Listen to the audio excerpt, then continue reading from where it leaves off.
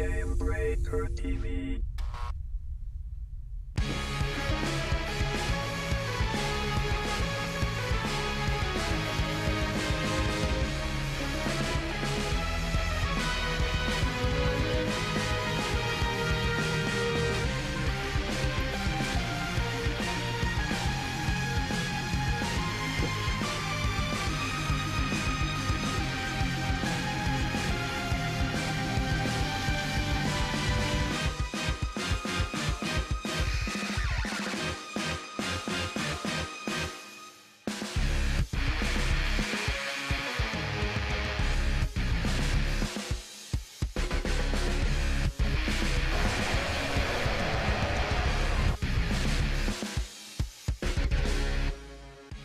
What is up, everybody? Welcome to GameBreaker.tv. I'm Gary Gannon, and this is Legendary for July 28th, 2011. This week, Paragon talks balance between 10 and 25-man heroic raids.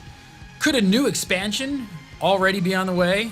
And we take a trip across the world to a land of joy. But first, the one, the only, Mr. Mike P, aka Phony. How are you, sir?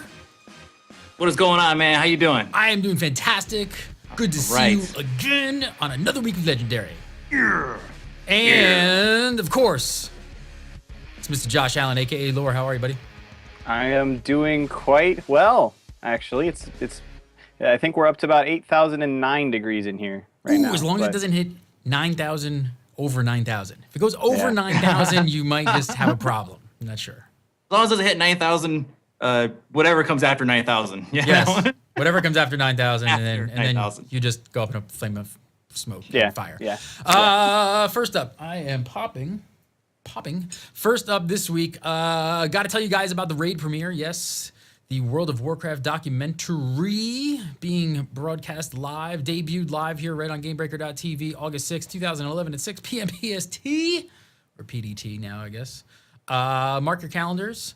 We've got some exciting stuff going on here. We're going to be doing a little pre-show interview stuff. Then we're going to show the entire documentary. And then we'll have a little post-show as well with some interviews and stuff like that. And we've got some awesome giveaways. Don't have tons of details yet on the giveaways. I know everybody's been asking because we talked about these in some of the other shows. But we are going to courtesy of Typefrag, we're going to giving away this bad boy desktop gaming machine. Look at that thing!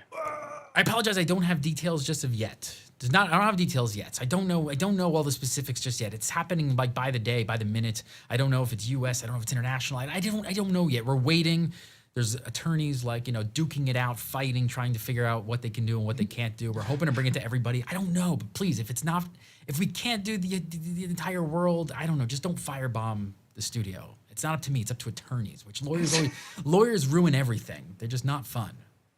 They're really not. They're fighting. There's so much action going on over there. There is. It's like I feel like I'm missing out. It's like chess boxing, but it's attorney boxing. We should make a show about this. It's like our attorneys versus their attorneys. I feel like the U.S. justice system would just be all around improved if they just decided everything by chess boxing. I think that might. It really would. It would solve a lot of issues. It really would.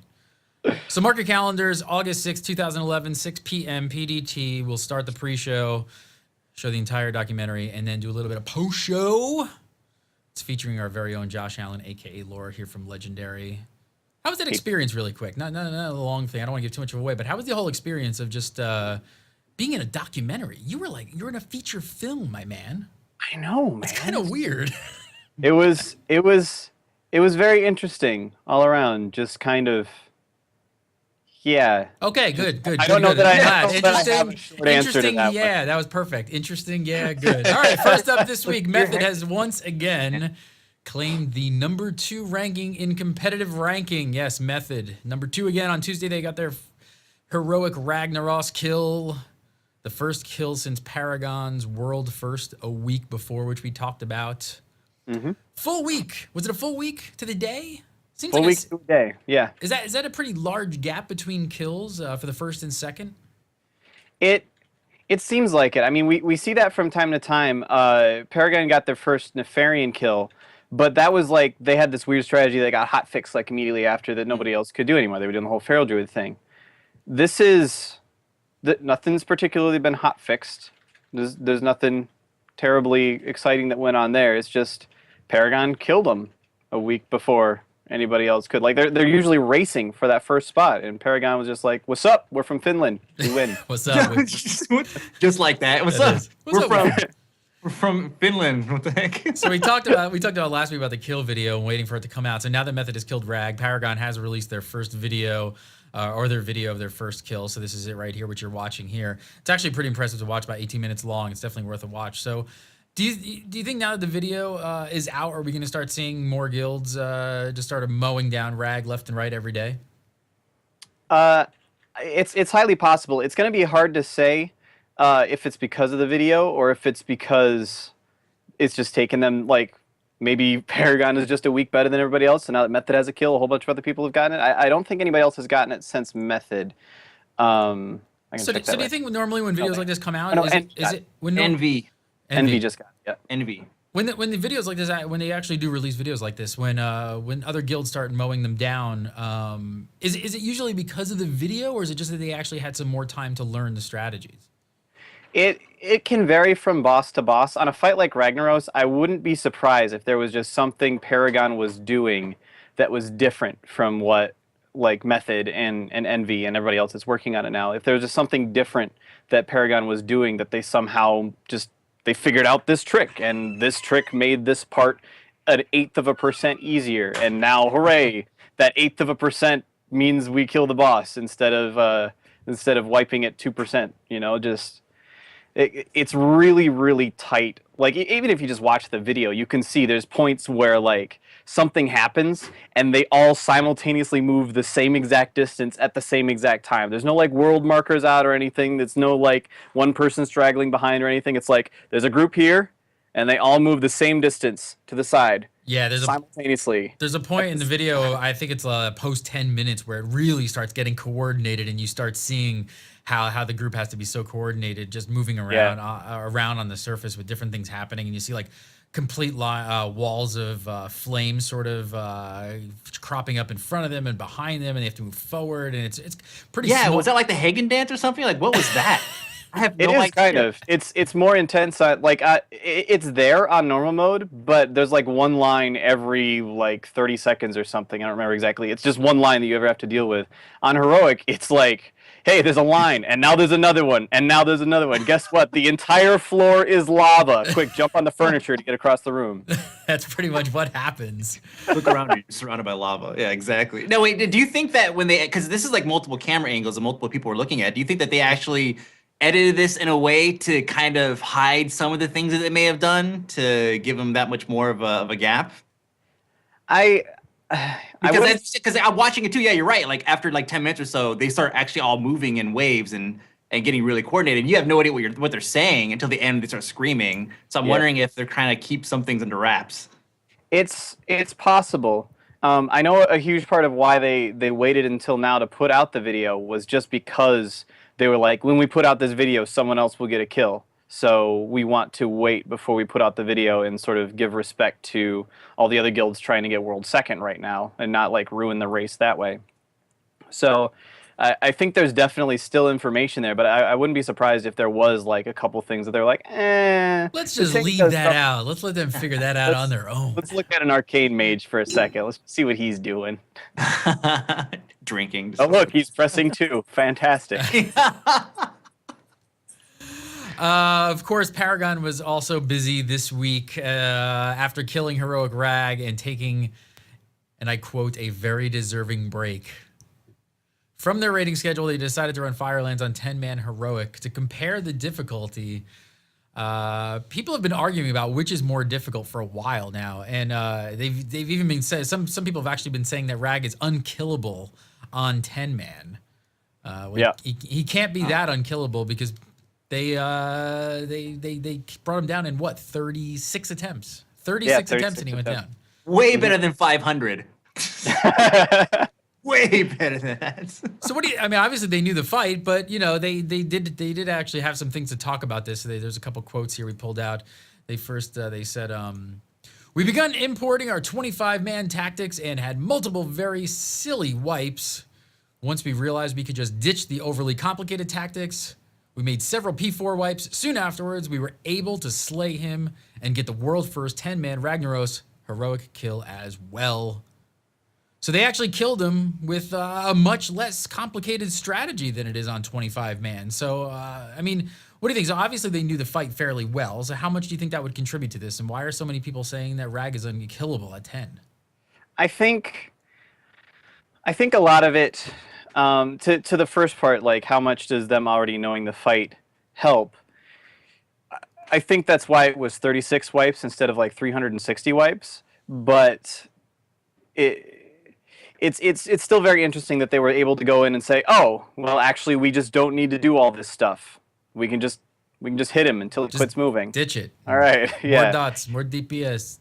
Yeah, the fact that they can go in and say, we actually just don't need to be this coordinated. We can actually just do whatever on this. Well, not whatever, obviously. It's still going to be a very difficult fight, but we don't have to be as complicated in our strategy, so we can kill I think that means a lot in a 10-man scenario. That's saying a lot to be able to go, it's just not as complicated.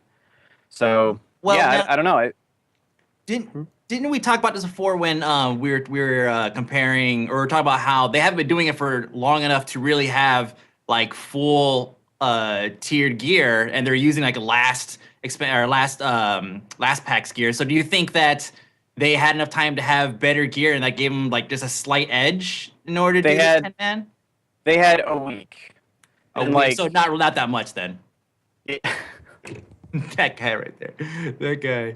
Okay. They must have had him in the raid, but yeah, no, the gear could be a contributing factor. It would be hard to really say how much the gear is, just because, I mean, they still got world first Ragnaros 10-man heroic before world second Ragnaros 25-man heroic. They actually killed him on 10-man before Method got their 25-man kill, so it was still very, very quickly.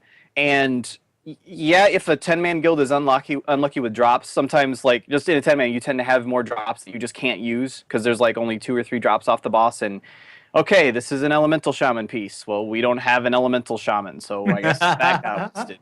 Are we going there? He's trolling to go there. But anyway, no, I think the gear could be a contributing factor, but it certainly doesn't make it unkillable, because obviously, like, another 2 or 3 weeks, and it's all a wash at that point anyway. So I don't know. There's also the fact that one of the things that Paragon was saying about, it was in relation to something I think we're going to get to in a little bit here, but they were basically saying that they did a whole lot of swapping people around, a whole lot of like using alts and stuff, and those alts aren't going to be terribly well geared yet either. So yeah, like, I don't know that the gear can really be considered a major factor in them getting the kill faster. Well, the next day, Paragon posted a complete comparison of all the bosses between 10 and 25, and basically they're all their overall thoughts. And they said a theme that you can clearly see in the 3 harder bosses for this tier is that the DPS requirement is much too lenient in the 10-man.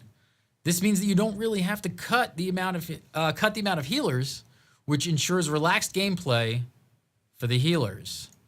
They then said, while about half of their 25-man brethren are taking beta blockers just to be able to see clearly, the other half is naturally on the bench, sitting out for the extra DPS. Perhaps this is a backlash from what we've been hearing about T11, but it really doesn't work as it is.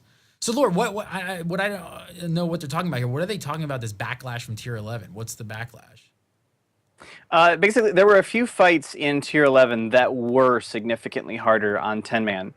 Conclave of Wind was one of them, where just the way it worked out, you needed like 4 tanks, basically, to do the fight. Remember? Yeah, like 4 tanks. Or you need 3 tanks and 1 person that could kite things to do it on 25-man. So that's like 4 people that aren't DPS or healers. So, and there's also a tight DPS timer on the fight. So it's basically like, hey, if you could bring 12 people to the 10-man version, you'd be fine, but you can't. So enjoy having 1 DPS for the entire fight, and everybody else is a healer or a tank or something. So that was really tricky. A lot of guilds had a lot of trouble with that one. I'm trying to remember. There was another one. I think it was Maloriak on 10 man. A lot of people had trouble with, but I'm not sure. There was a couple other fights that were just significantly more difficult on 10 man than they were on 25 man in tier 11. But you know, there were also some fights that were easier on 10 man than they were on 25 man. Alakir being the big one. Once you had more room to spread out in, just because there weren't as many people around, it just made the fight way easier. And it just sounds like there aren't any of the much harder fights. There's just some of the much easier fights. Right, that's what I was just gonna say. I mean, it sounds like what they're saying is that there aren't any fights at all that are harder on 10 man at all. Right. Yeah, exactly. That's the impression I got as well. Do you think that that's the sort of the goal of what Blizzard, kind of how they tuned this stuff? Do you think they want it like that? It's tough. Actually, I think Paragon said a whole bunch of stuff about that too, about the balance between the 10 and the 25 man. I think we have a quote for that. Yeah, they actually so they talked a little bit about the tuning. They said proper tuning has repercussions though, since class balance has a huge impact when you're forced into 2 heal and solo heal situations. This leads us to the fact that the gap between an optimal setup and the wrong setup seems to be quite larger in 10 man than in 25. They then said, if the encounters are really hard, you'll need a proper setup. Guild shooting for a world first should always be expected to come up with one, but those below will be left hanging. If the encounters are tuned for the average setup, guilds who can afford the optimal one will steamroll through them. Makes sense. Mm-hmm. Totally makes sense, yeah. Right? It's a good point. I mean, if the 10s are hard for the ideal setup, they're impossible for the average group to kind of play through, and they'd have to, you know, they'd be really easy if you min-maxed. Yeah. Yeah, it's a tough situation for Blizzard to be in, just because their ideals around class balance are very clearly pointed at 25 man. They can say, oh, well, it's not that big of a deal that, say, the Paladin doesn't have as great AoE healing as the Resto Druid, because you can have a Resto Druid and a Paladin in the raid. But then when you start getting into the real, like, world first pushing, like, you're only bringing one healer to this 10-man encounter sort of situations, then it actually becomes a huge problem, because then the Resto Druid is able to keep everybody up and the Paladin just can't. So it really puts the class balance between and against each other underneath a microscope. At which point, if you can't, like, if you just can't do it without the ideal setup, then you just can't do it. It's not gonna happen at that point. What does this mean for the long haul, though? I mean, are 10 mans just basically doomed to be ignored when it comes to competitive rating, or is this more of a class balance problem? Well, it's interesting, because there's a couple ways that Blizzard could go. They could try to homogenize things a little bit more and make sure that, you know, all the healers were equal in AoE healing and in raid cooldown capabilities and all these other stuff, and make sure that all the tanks were equal in what were they, like, give heroic leap to everybody, give intercept to everybody, give consecration to everybody, make sure everybody has all the same tools so that it didn't matter which class you were using. But then that kind of loses all the point of having multiple classes to begin with. So I think they kind of, if they want to keep the flavor difference between classes, and they want to have, like, these are different people, different classes that do things in different ways, they kind of just have to make it so the 10 mans are easier, just because they just can't, like, it's not possible. It's just, I mean, it sounds to me like we talked about this before, about the comparing 25 man to 10 man and how which ones, as far as, like, the difficulty level, and we went from a perspective of management, right, versus versus the how each person actually carries a lot more weight on their shoulders in a 10 man. So it seems to me like isn't this kind of like working as attended? Isn't, like, a 10 man? It's everybody has to be like on points versus a 25 man, where you do have a little slack, but you have to deal with 24 other personalities. It just kind of sounds like working as intended almost. Why are you teasing me? Working as intended, balls on point. How many references can Mike B make in one statement? Go ahead, Lore. It's not so much that you have slack room on the 25 man, at least how it is now. It's not so much that there's extra room to work with stuff. It's just that when you have more people, you can afford to have people filling certain niches. You can have the Paladin in there and say, okay, your job is to keep the tanks alive, because that's what you're good at. You're just going to focus on that, and if we're ever asking you to raid heal, it's because something is going wrong. We're going to have the Druid handling that instead. And if you're a Resto Shaman, sorry, but well, I hear the outside of the instance is great. There's a new daily quest zone you can go and do, but rough. Yeah, it is pretty rough. But see, here, let me throw this one out. The thing that a lot of people don't really realize about how these World First guilds approach these fights and how they're actually able to get them done so much faster than everybody else is they're only bringing like 3 or 4 healers to these fights. Like, I think they brought 3 healers to Heroic Ragnaros, something ridiculous like that. Like, just barely any healers at all in the encounter, whereas other people will bring 6 or 7, like twice as many healers. And it really makes it, even in that scenario, it makes it so that, okay, we've got 3 healers, we've got 3 spots. We're going to have a Paladin to keep the tanks alive, we're going to have a Resto Druid to keep the raid alive, and we're going to have a Discipline Priest for Barrier. That sounds good, we're going to do that, and we'll see how that goes. Whereas in a 10-man, in a similar encounter, you'd be like, okay, we can only bring 1 healer, so we're going to have, well, I guess we have to bring the Druid. Like, that's what it comes down to. It's just, they really can't have a 10-man scenario where it's really, really tuned to a degree that it is in the 25-mans. They really can't have a super competitive 10-man scene if they still want to have classes with different tools and different capabilities. Where is the months behind at this point? How many months behind? Do we have a number? It's been out for a month, so right now we're about a month behind. About a month behind. So when should you be on Heroic Rag? We just got Heroic Rylith yesterday. Hoping to get Beth Talak this week. That'll put us at 3 out of 7, so probably sometime before patch 4.3 drops. Months behind. There you go. Months behind, exactly, yeah. Perfect. Mike, you have wings. I love it. It's great. You like that? Yeah, I do like that. Let's go. Last week, the Brazilian World of Warcraft client was released.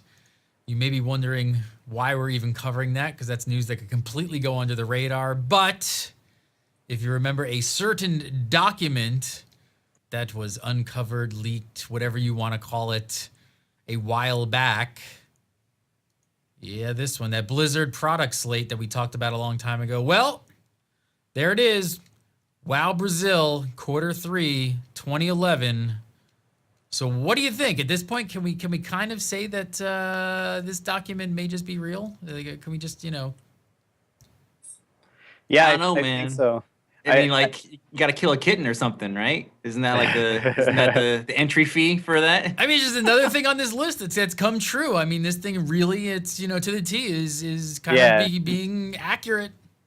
Yeah, I think if I remember back to when we first started talking about this too, even back then, I think we were saying that WoW Brazil was going to be the one to watch to decide whether it was going to be real or not, because that was the one that was just kind of weird on the list. Like, you could guess when Cataclysm's going to come out. You could have guessed. At that point, I think Cataclysm release had already been announced. You could guess when StarCraft 2 was coming out and all that stuff, the StarCraft 2 expansion. Sorry, you could guess and say, "Oh, that Diablo, that looks about all right, cool." But then WoW Brazil, that's not something that if you're making up a fake, you just go. By the way, they're also going to localize World of Warcraft to Portuguese. Yes. Yeah, I'm pretty much saying that this thing is absolutely real and correct at this point. So what's next on the list, you ask? Diablo 3 is listed at Q4 2011. We've been hearing a lot about the D3 beta starting soon, so that's completely possible. Thinking that's definitely coming down the pipe. And the Heart of the Swarm StarCraft 2 expansion has been getting a lot of talk lately. That's listed as Q4 for 2011.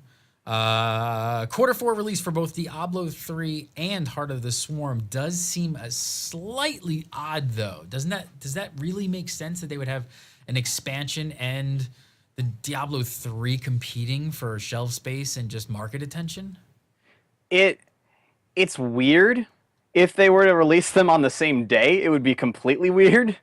But a quarter is 3 months. I could see like maybe Diablo comes out in October or something, and then Heart of the Swarm comes out in December or something like that. I could see that being feasible. The other thing is, when else are they going to release them? Like, are they going to wait until Q1 2012? Even then, it's still going to be pretty close. Sure, so but that's a pretty good amount of time. I mean, that's definitely Yeah. It depends on when in the quarter, I think. Like if they both say November 15th, yeah, I mean Diablo 3 and Heart of the Swarm. Yeah, I definitely don't expect them coming out the same day or anything like that, but it still seemed kind of interesting that they're going to release 2 properties within the same quarter. There's also a WoW expansion on here listed for quarter 2 2011 for Q2. And Blizzard said in investor meetings a while ago that they wanted to release expansions at a faster clip, right? So there have been rumors coming out of Comic-Con this past week that there might be an expansion announcement at BlizzCon. I mean, do you think that's possible? Would be when it would have to be, It right? have to be. It's not like they're not going to say anything about it, and then like in June be like, oh hey, by the way, guys, like next month we're gonna we were gonna mention this, but we were really busy at BlizzCon. We really couldn't fit it in there with the rest of the stuff. Is everybody ready for another expansion that early? Are we ready for that expansion that early? I think by that point we will be. Right now it sounds kind of like, oh my god, new expansion already? This Cataclysm just came out 8 months ago. But I think by the time what is it, quarter 2 2012? I think by the time that actually rolls around, people will be like, yes, new expansion. Yeah, it'll be more like we don't have to wait 2 years this time. We get a new expansion already. Then it will be man, this is out way too soon. I can't believe that we already have to spend another $50 or whatever sort of situation. The big thing is the quality of the expansion going to be that good that they're moving at a much faster clip, So I don't know. So if they did announce a new expansion at BlizzCon, you have any ideas what we might see? Hero classes, new races. What do you think that they might put on the plate? I think a hero class is almost a definite. I would be very, very disappointed if there isn't a hero class. Just because they didn't put one in the last expansion, they put new races. You may notice that they went Classic, 2 new races, Hero class, no new races, Cataclysm, 2 new races. So it just seems like a good time to throw in a hero class in there. But do you think they're following a pattern? I don't know that they're specifically following a pattern. It just seems too new for new races again. It seems like, okay, another new expansion and new races. And they'll want to have some major billing in there. They want to have something that's like, this is the awesome new feature that we've added to the game. Like something that's as big as new races or a new class. And new races doesn't really seem like an option. So I think chances of a new hero class are high. Maybe not a hero class. Maybe just a new class in general that you have to level all the way from level 1. But something new seems highly possible. Mike, you seem really surprised by that?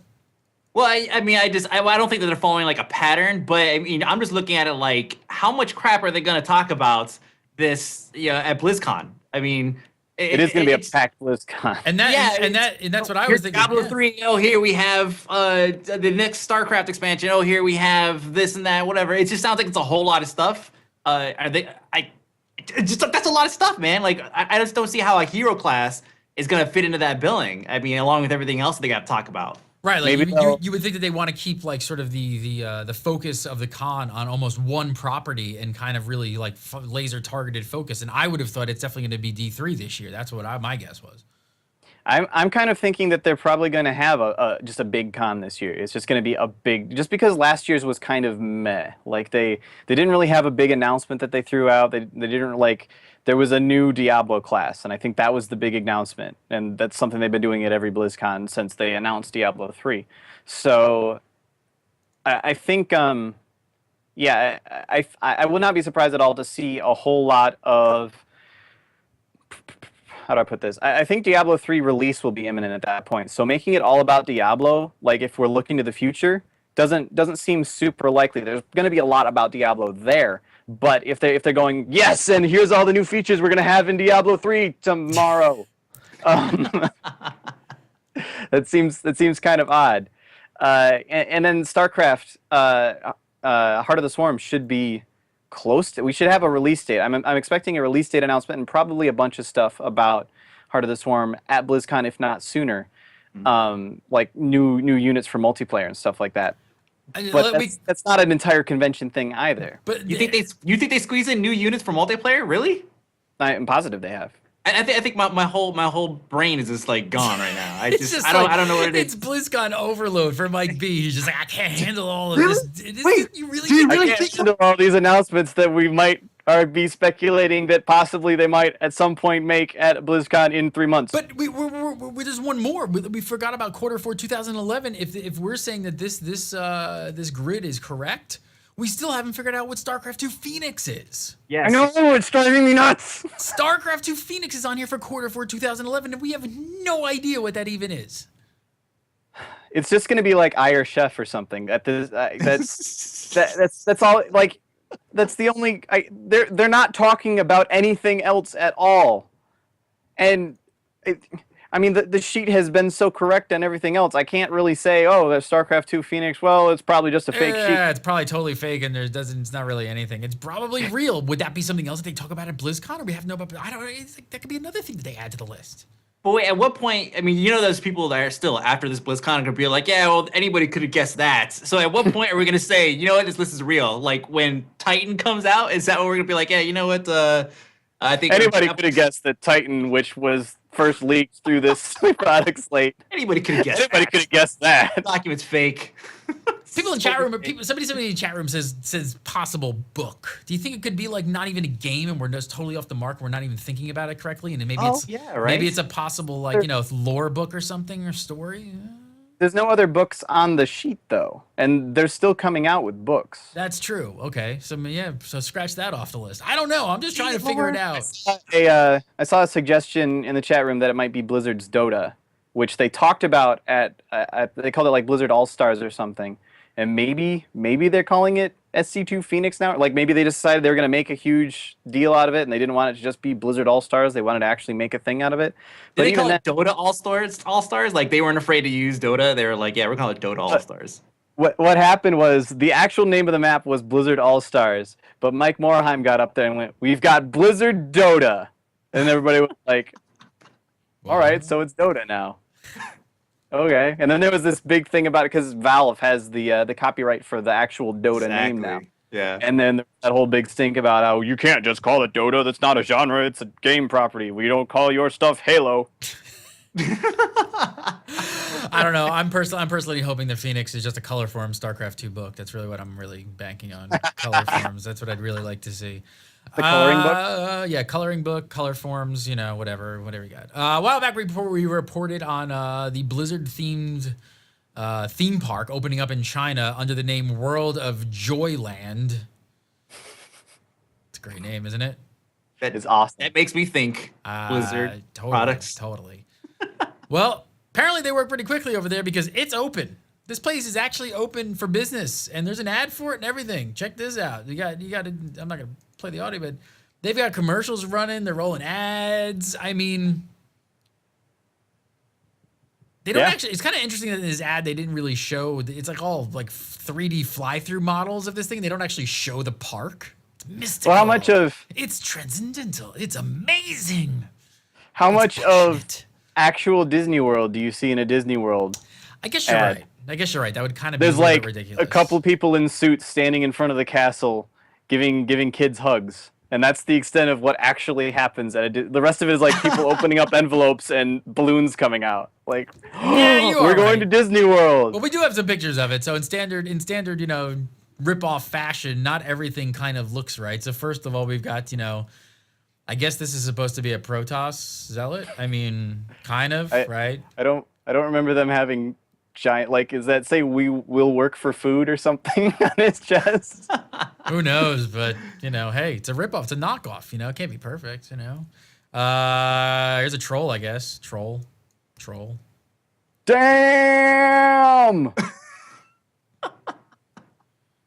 They got Illidan. Oh Jesus! Taking some tips from Hellboy. Yeah, I think he cut off his horns. I love these little kids. Like, I love that you can take like your picture of your kids like at the feet of Illidan. Just standing in front of potentially an obvious role model for kids. Obviously. Yeah. What else we got here? But I like how they're looking down at the floor. They were clearly not prepared for that picture. No, they were totally not. I don't know. Oh, I love this one. Arthas has been hired as an extra for Lord of the Rings. Yeah, there's actually two of them. I guess the whole picture isn't in there, but there's actually two of him just standing like what is that? What is that that pass in Lord of the Rings? Yeah, there we go. that pass in Lord of the Rings where it's like the two giant humans standing there. It has like an elven name or something. I can't think of the name of it right now. Sharon's always on it. Sharon would tell me. As ridiculous as some of these statues kind of look, there's actually, a theme park here. There's actually some legitimate rides and roller coasters, and there's actually some stuff here. There's some other videos online that you can go watch and check it out. So it's a real theme park. Mm-hmm. There's a log ride. Yeah. Apparently, there's a log ride with coin-operated water guns that you can point at people while you're riding and shoot them. I guess there's like 7 sections to the park. Only 2 of them are devoted to Blizzard games. There's the Terrain of Magic and the Universe of Starship. Perfect. Are these ripping off something else? I'm sure these are like rip-offs of other games. Would you guys go here? Do you want to plan your family vacation to World of Joyland? If I found myself in China, I would make a detour to check it out. I don't know that I'm going to plan a trip there, but if I was in China for some reason, then that would definitely be a place on my list to stop by. Like maybe I'm going to see the Great Wall or something too. Maybe I'm going to see that guy. This guy's having fun. He looks so happy. That's why I had to show him, because he looks like he's having a fantastic time. He just got off that ride and he's like, "This is the best ride ever, ever." Yay! So if you want to go check it out, plan your family vacation and go to China and go to World of Joyland. Sounds like you can get something else at World of Joyland. I'm not really sure what that is, but you never know. Damn! Don't forget, world premiere of The Raid, August 6th, July, 6 p.m. PDT, August 6th, 2011. Josh Allen, a.k.a. Lore. They can follow you on the Twitter at DEVOLORE. What do you got coming up this week on the PST and the Weekly Marmot? PST, more questions. Weekly Marmot, more rambling. Wow, you ramble? Never. Never. You're terrible at that. I have no idea what I'm going to talk about yet. If you have suggestions, hit me up on Twitter or Facebook or Google+, gplus.2/devilore. Taking tips from Jasmine. Yes! Taking chips, get all your plugs in. Mike B, a.k.a. Phony. You can go to zam.com. Make sure you watch the BFF Report every single Thursday. Looks like you got some friends there. These guys over here? Yeah, these guys over here. Thank you for joining me, people of Bone Chewer, hanging out with me in this show today. It's awesome. Thank you for having me, Gary. It is awesome. Follow Mike B on Twitter at a.k.a. Mike B. And of course, come over to GameBreaker.tv. You can follow me on Twitter at Gary Gannon, GaryGannon. Don't miss the Raid documentary premiere. Come over, sign up for the forums. We have forums, we have shirts, we have mouse pads, all kinds of crap. And if you like what we do, please consider a donation. If you like what we do here at GBTV, we run everything on donations. And your hard-earned dollars at work. We're going to be changing some stuff over this weekend. Lots of testing going on, and you'll see what's going on next week. We might be broadcasting live not only to Justin.tv, but to every other streaming service out there, including Ustream, Livestream, Owned, all of them, because of your contribution. So if you guys can afford $1, $5, $10, $10,000, please go over to GameBreaker.tv and give us a donation. We truly appreciate it. Another legendary, another great week. I can't believe we didn't crash. I didn't say it. You guys are awesome. Now I'm going to get off of here because it's going to crash. And we made it. We made it. Guys, excellent show. Athene, thank you so much for showing up on this week's show, and we'll see you guys next week. Best paladin in the world.